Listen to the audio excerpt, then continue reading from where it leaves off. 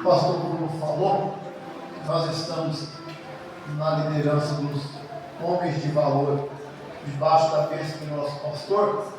Eu fui para a igreja sede para descansar um pouco, eu saí de um mês ainda da congregação de Garatá, para cuidar da minha saúde e algumas coisas, e o pastor nos convocou para estar ajudando os homens de valor. Para mim é uma coisa nova, mas eu estou empenhado, eu tenho certeza que Deus vai nos honrar e muitas coisas vão acontecer. Mas para isso eu preciso de cada homem aqui dessa igreja, do irmão Vanderlei, que é o líder, né? Preciso de que cada um nos ajude. Assim que o pastor der as diretrizes para o congresso de homens, que esquece aquela coisa que tem na agenda, assim que ele nos der as diretrizes, vamos estar conversando e fazendo um lindo congresso para a honra e glória do nome do Senhor. Para isso eu conto com cada homem dessa igreja, com o pastor Bruno, com todos vocês, para nós fazermos lindo para Jesus. Abra a sua Bíblia lá em 2ª carta de Paulo a Timóteo, capítulo 4. 2ª carta de Paulo a Timóteo, capítulo 4. Glória a Deus. Todo mundo que me chama para pregar, eu falo que eu não estou pregando, eu não estou saindo para pregar por esses dias. Então alguém vai ver eu aqui e vai falar assim, mas você fala que não está saindo. Eu sabia, porque o pastor não, mas eu não estou aceitando convites realmente para pregar fora. 2 Timóteo capítulo 4, versículo 6, me achou, diz amém? Amém. A minha tradução é NVI, então talvez seja um pouco diferente da sua, mas está falando a mesma coisa. Diz assim: eu já estou sendo derramado como oferta de bebida, está próximo o tempo da minha partida. Combati o bom combate, terminei a corrida, guardei a fé. Agora me está reservada a coroa da justiça, que o Senhor justo juiz me dará naquele dia, não somente a mim, mas a todos que amam a sua vinda. Amém, meus irmãos? Queridos, eu estava durante o dia de hoje pensando numa palavra para meditar com os irmãos, já que hoje é o culto da palavra, é um culto diferente, é o culto que geralmente o pastor da igreja traz o ensinamento da igreja, diretrizes para a igreja, e hoje eu fui honrado com essa oportunidade de estar aqui trazendo essa palavra. E Deus me colocou no coração essa passagem de Paulo a Timóteo, que na verdade já estava no meu coração há vários dias, e não lembro se eu já alguma vez preguei nessa passagem, não sei que já citei ela várias vezes, mas pregar, seguramente eu não lembro se já preguei. Mas o que me chama a atenção nessa passagem, quando você estuda sobre a vida de Paulo, essa foi a última carta que Paulo escreveu. A 2ª carta de Paulo a Timóteo foi a última carta das 13 cartas consideradas paulinas que Paulo escreveu. E essa carta, Paulo escreve ela da 2ª prisão dele. Paulo teve 2 períodos de aprisionamento. O primeiro período foi quando ele escreveu a carta de Éfeso, Filipenses, a carta de Colossenses e a carta de Filemão. Ele ficou um tempo preso, foi colocado em liberdade, depois foi preso novamente, e aí ele já é lançado numa masmorra fria, gelada, e dessa masmorra ele não vai sair mais com vida, ele já vai sair morto, ele já vai sair por seco, até o seu pescoço decepado, decapitado. No primeiro aprisionamento, Paulo ficou preso na casa, lhe deu permissão de alugar uma casa, ele ficava com guarda com ele, era uma prisão domiciliar. Ele recebia as pessoas, recebia visita, a igreja ia até ele explicava, pregava, falava a palavra. Nesse segundo aprisionamento, ele não está em casa, nesse segundo aprisionamento, ele está numa cela, numa masmorra fria, fedida, que a história diz que chamava a prisão marmetina. Só ia para lá pessoas que tinham cometido algo muito grave, algo muito sério contra o Império Romano, que era o império que governava e tomava conta naquela época. Paulo é preso nesse segundo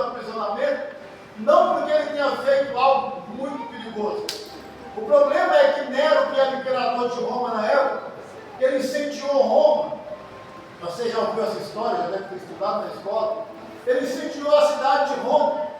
E só que ele tentou fazer as cortinas, mas o povo descobriu de alguma maneira, teve burburinhos no meio do império que Nero havia incendiado a cidade para reconstruí-la de novo. Ele era meio habitolado da cabeça.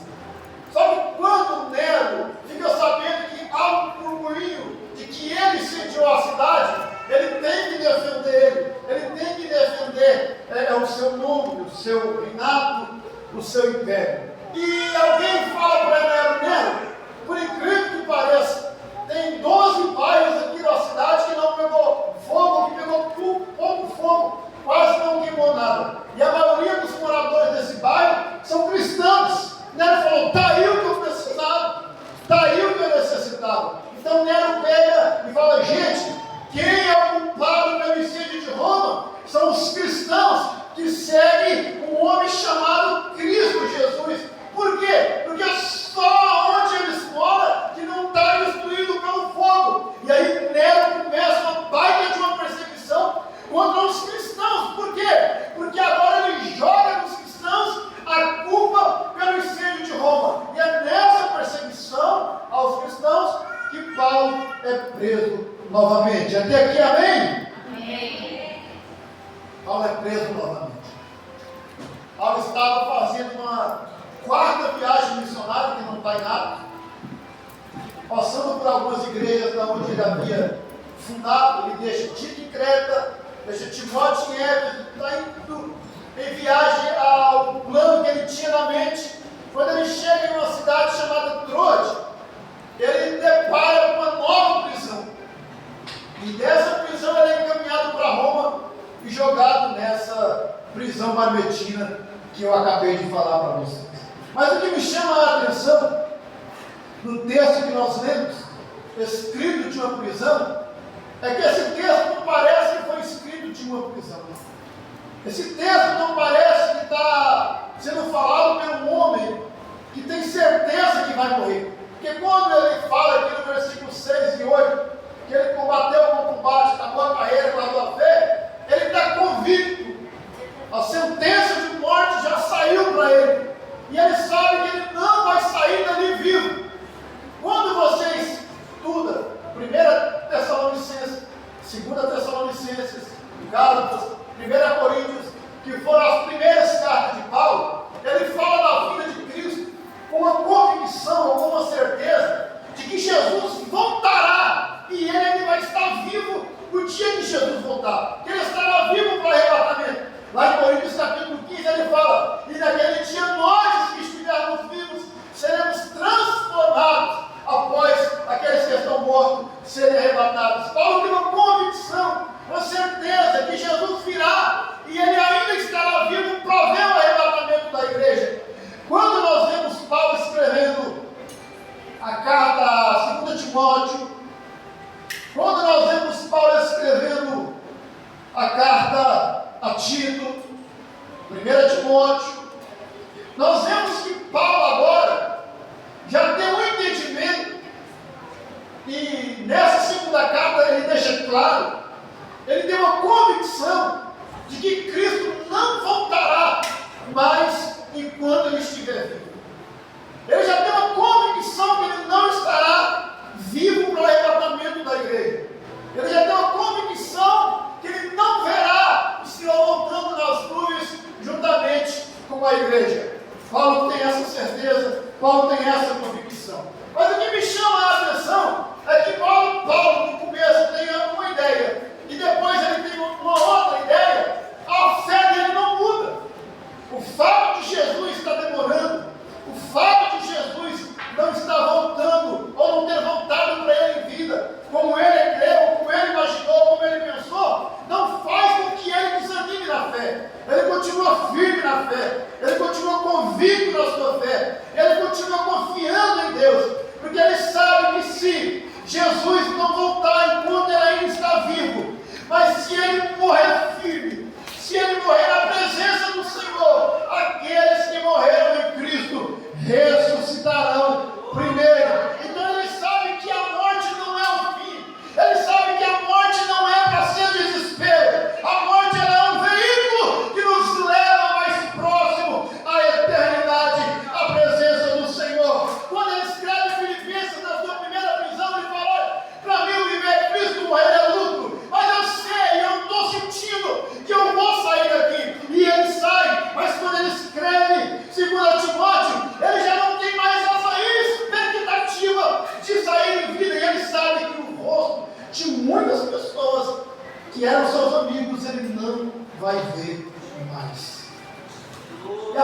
que eu faço para todos nós que estamos aqui nesse culto da palavra hoje.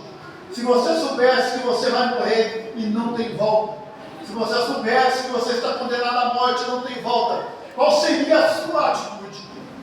O que você faria se você soubesse que tem uma sentença de morte sobre você e que não volta mais? Todas as pessoas que estão no corredor da morte, no dia da morte dela, é dada a ela a oportunidade de fazer o último pedido. O último pedido.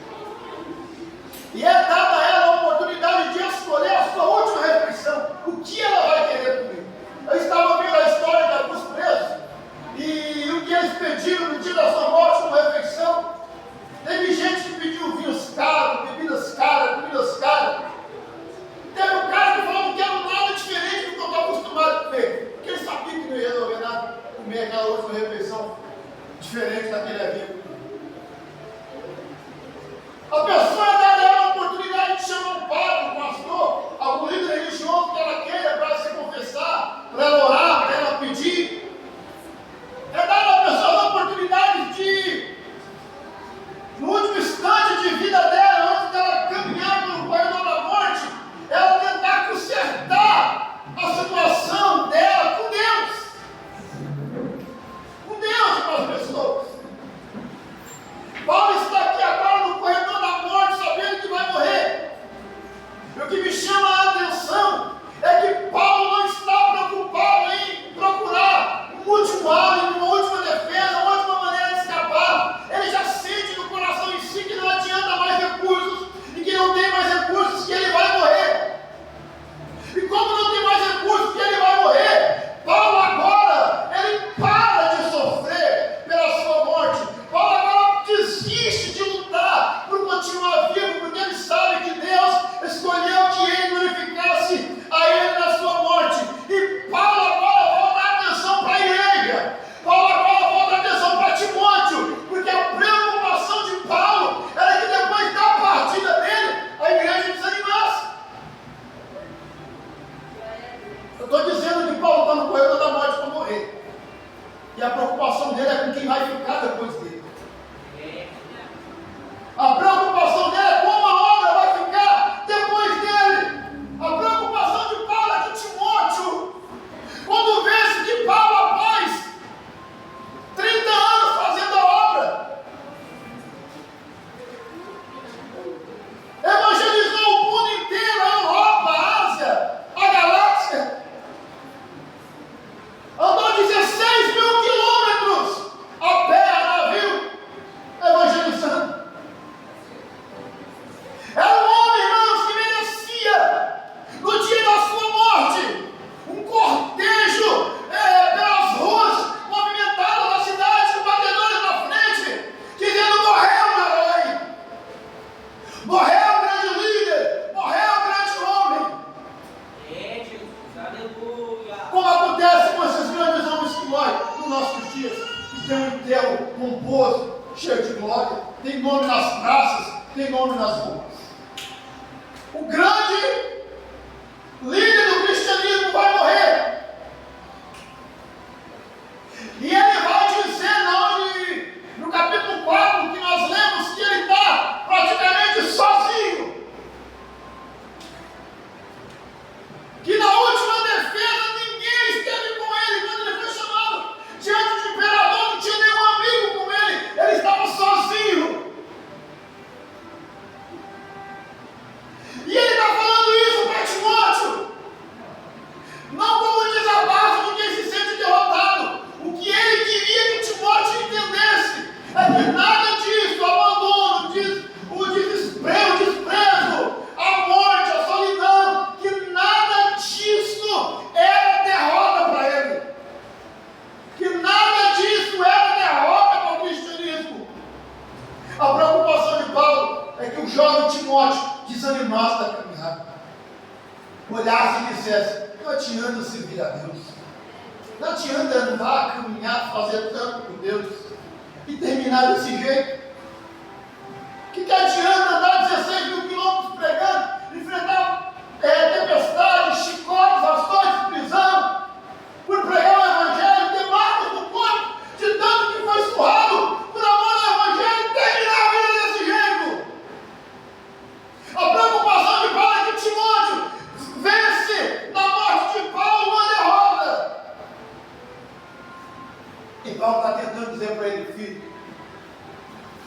morrendo na véspera. Eu não estou morrendo por vontade de Satanás. Eu não estou morrendo por vontade do imperador. Na verdade, Deus usou o imperador. Deus usou a autoridade do imperador para que por meio dele eu possa glorificar a Deus com o meu sangue, com a minha vida. Ele fala, porque eu já estou sendo derramado como oferta de libação, ou como oferta de bebida. Oferta de libação era quando a pessoa derramava um líquido no altar para a glória de Deus, em oferta a Deus. Era vinho, ou era azeite, derramava no altar e não usava o altar com aquela oferta de líquido e tudo ficava ali. Paulo está dizendo, eu estou sendo derramado também, mas a minha morte não é uma morte de derrota. O meu corpo, a minha morte é na verdade um sacrifício vivo a Deus. Eu não estou morrendo como derrotado, eu estou glorificando, adorando, exaltando a Deus mesmo na minha morte.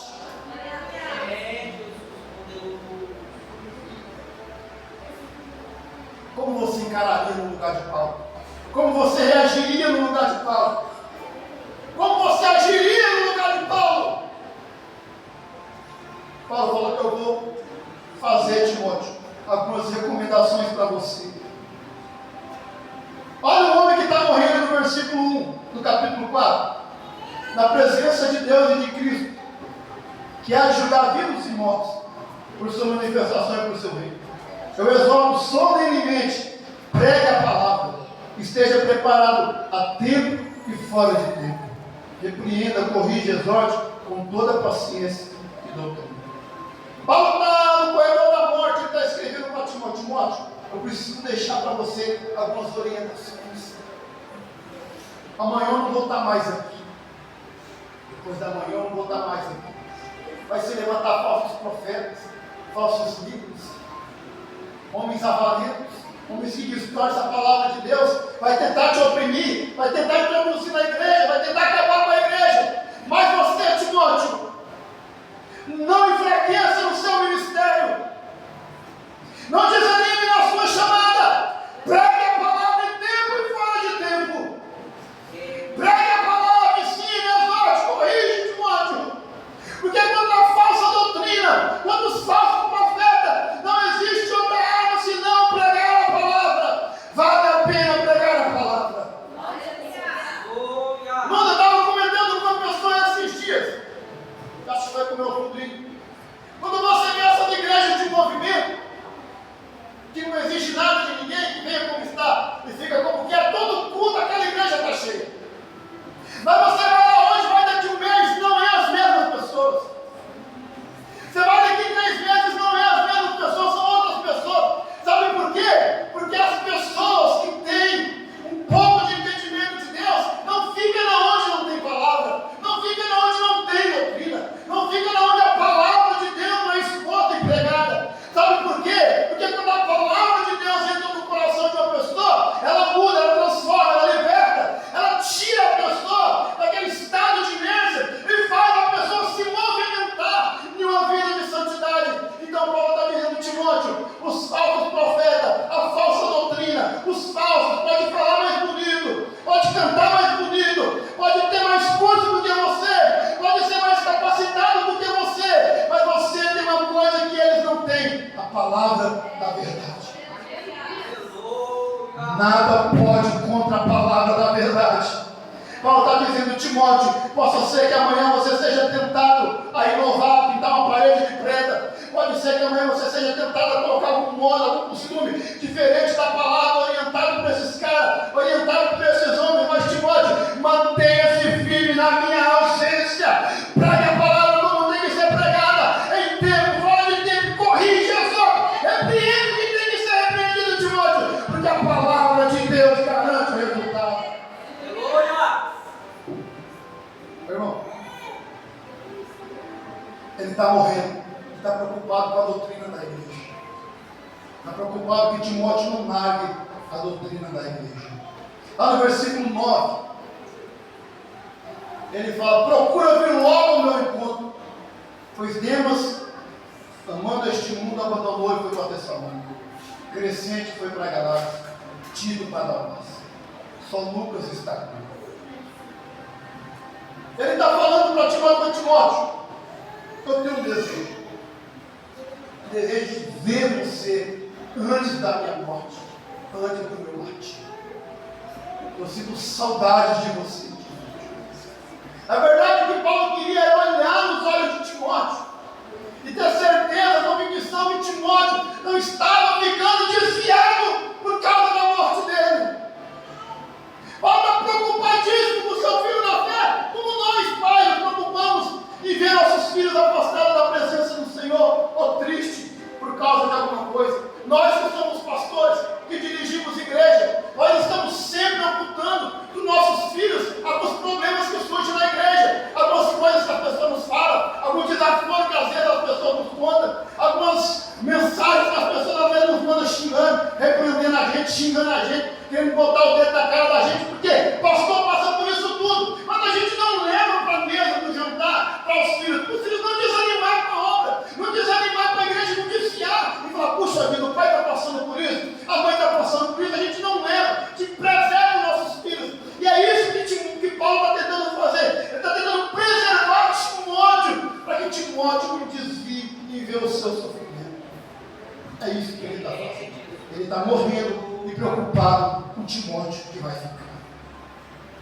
Ele fala ainda mais: traga Marcos com você, porque ele me é útil para o ministério. Vocês sabem quem que é Marcos, né? Vou fechar com essa acabando. Vocês sabem quem que é Marcos, né? Marcos é aquele que na segunda viagem missionária era primo de Barnabé. Está lá no capítulo 15 de Atos. Paulo não deixou ele ir com ele para a viagem missionária. Paulo briga com Barnabé por causa de Timóteo e vai com Silas. Paulo está partindo dessa vida. E ele está dizendo, eu preciso ter certeza que eu estou partindo e Marcos está ficando bem. Paulo agora, anos depois, muitos anos depois, mais de 10 anos depois daquela briga, Paulo mais experiente, Paulo está pensando, eu poderia ter agido diferente, eu poderia ter feito diferente naquele momento, eu poderia ter tentado entender o lado de Marcos, embora era Deus que estava no negócio, eu não faria aquilo que eu fiz com Marcos naquele dia se fosse hoje. Ele vai, então traga Marcos, porque ele é útil para mim, ele é útil para mim. Paulo está morrendo e está ensinando para nós que não vale a pena guardar mágoa, que não vale a pena guardar rixa, que não vale a pena guardar ódio, que não vale a pena divisão. Paulo está falando, eu vou partir, mas eu vou partir com a consciência tranquila. Eu vou partir deixando registrado que eu, Marcos, Barnabé, que nós somos servos de Deus e que tudo aconteceu por causa da obra de Deus, para a glória de Deus, mas nós somos amigos. Irmão, não vale a pena você guardar mágoa, não vale a pena você odiar, não vale a pena você virar a cara para as pessoas, porque quando você faz isso é você que sofre.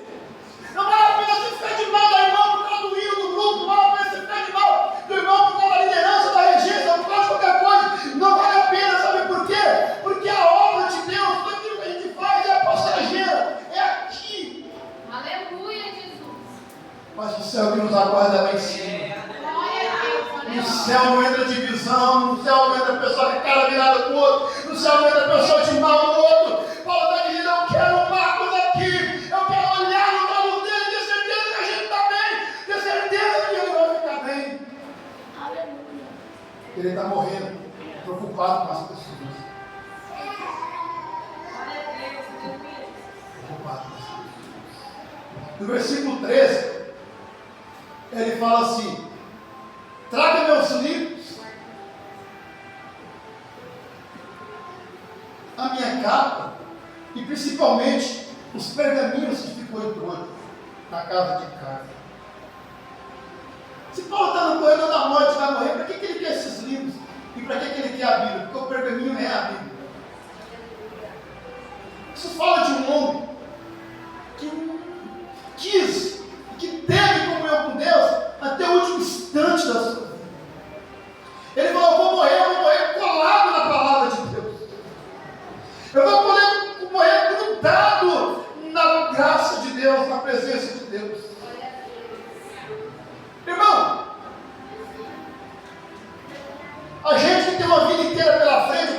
imaginamos que temos. Eu faço uma pergunta para você nesse culto da palavra. Qual a importância que você dá a essa palavra? Você tem 10, 20 anos de crente, 30 anos de crente, eu sempre falo isso. Quantas vezes você já leu essa palavra toda? Os 66 livros que tem nela. Não, pastor, nunca li. Eu dispenso uma pessoa que já leu toda essa Bíblia e que tem uma leitura diária dela. Dá trabalho na igreja? Não dá. Porque bem diz uma certa pessoa que me fugiu o nome agora, quem era aqui, ele diz o seguinte, que quando você lê a Bíblia te lê.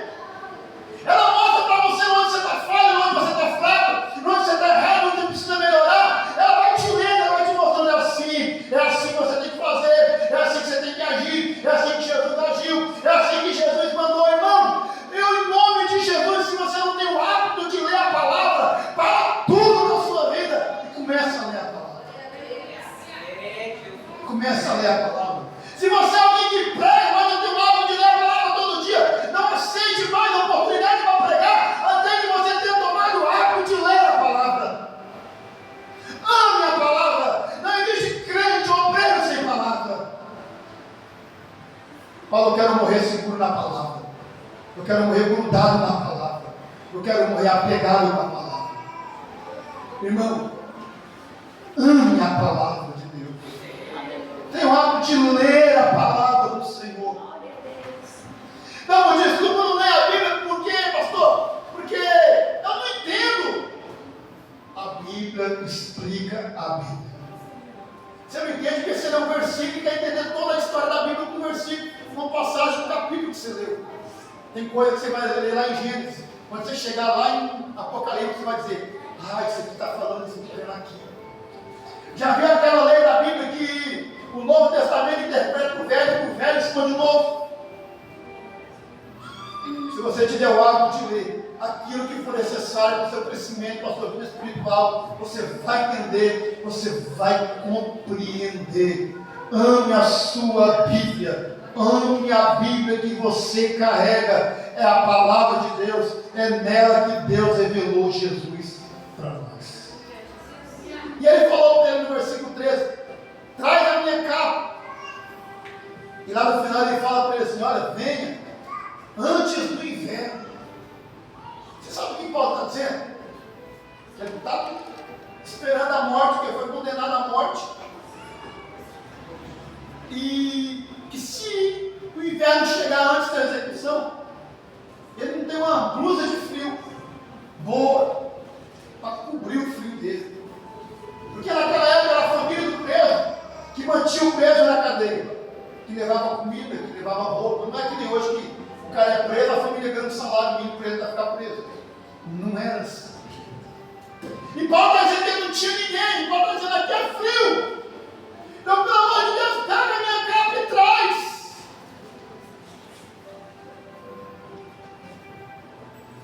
Você lembra quando Paulo começou a seguir Jesus? O que Paulo era? O mestre do farisaísmo. Um homem culto que falava 4 idiomas, de uma família bem sucedida. Ele abandonou tudo para fazer a obra de Deus. E agora, nos últimos suspiros da sua vida, ele está clamando por uma mísera capa. Ele está indo sem nada, mas com as mãos cheias de obra. Ele está indo sem nada, mas deixou aqui metade do Novo Testamento escrito para nós. As doutrinas bíblicas que a igreja de hoje professa saiu da pena desse homem, saiu das mãos desse grande apóstolo do Senhor, que mesmo na hora da morte nos mostra o quanto ele era forte. E está dizendo: a minha morte não é derrota, a minha morte é para a glória de Deus, a minha morte é para a glória e louvor do Senhor. Querido irmão, querida irmã, o que nós aprendemos na vida desse homem? Primeiro, nós aprendemos que a gente não é muito crente. Quando a gente olha para a vida de uma pessoa dessa, a gente entende que a gente não é muito crente. Porque tem dias que a gente sai endemoniado no culto porque o grupo cantou o hino que a gente não queria que cantasse. A gente não dorme de noite, a gente fica bravo. A gente perde toda a bênção que o congresso porque não usou a camisa que a gente queria que usasse. Isso não é nada comparado com esse homem que está sofrendo. Mas ele fala, eu estou morrendo. Eu não estou morrendo por vontade de homem, eu estou sendo oferecido na vontade de Deus. A minha vida está sendo oferecida na vontade de Deus. 13 livros da Bíblia escritos. O mundo evangelizado. Vidas estão sendo salvas até hoje através da vida desse homem. Por aquilo que ele deixou escrito. Então, verdadeiramente, a morte dele não foi derrota. Foi para a honra e para a glória do nome do Senhor. E para mim e para você que às vezes não queremos sofrer, não queremos passar nada nessa vida, tudo para a gente é fim do mundo, acabou. Precisamos olhar mais para a vida desses homens de Deus e entender que nós não passamos nada comparado a esses homens, que só cabe a nós lutar para ser fiel, para um dia encontrar com eles lá no céu, para um dia sentar do lado deles lá no céu. E fala, cara, como que você aguentou tudo isso? Cara, como que você suportou tudo isso? Mas fica tranquilo. Você não fez isso e está aqui também. Porque não é por mim, é pela graça de Deus, é pela bondade do Senhor, é pela misericórdia do Senhor. E dito isso, eu queria dizer para vocês que amanhã vai ser lançado o meu livro, que eu escrevi. E o título do livro é Apóstolo Paulo, Vida e Obra. Foi bom ter falado. Apóstolo Paulo, Vida e Obra. É um livro de 110 páginas que fala sobre o contexto cultural da época de Paulo, a vida de Paulo antes e depois do cristianismo, o mundo em que Paulo viveu. Paulo foi casado ou não foi casado? Lá no livro a gente fala sobre isso. Se Paulo foi ou não foi casado, há algum tempo nós temos. A época em que cada carta foi escrita, um comentário de todas as cartas, um resumo de todas as 13 cartas de Paulo. É um livro maravilhoso. Até eu fiquei apaixonado por esse livro. Amanhã estará à venda no site da editora Dialética, mas eu vou mandar o link para o Bruno manda para vocês. O preço do livro lá no site da editora está um pouco alto, mas vale a pena pelo conteúdo, vai por mim. É R$ 59,90 o livro lá no site da editora. Mas você vai ler e depois vai mandar mensagem, pastor, que livraço, que livro maravilhoso. Eu espero que você compre e quando eu vir que você traz, que eu vou autografar para você, vai ser uma bênção, vai ser uma honra. Deus abençoe. Glória a Deus, né? Deus é maravilhoso. Para mim é um prazer estar recebendo aqui o evangelista, né? O nosso pastor Osvaldo, a sua esposa, né? É um prazer, irmão, né? Estar chamando ele aqui para estar trazer uma palavra dessa abençoada direto.